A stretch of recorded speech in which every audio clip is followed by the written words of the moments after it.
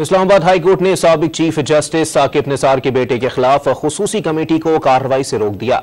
अदालत ने नजम साकिब को समन किए गए नोटिस को मुअत्तल करते हुए वफाकी हुकूमत से 19 जून तक जवाब तलब कर लिया है।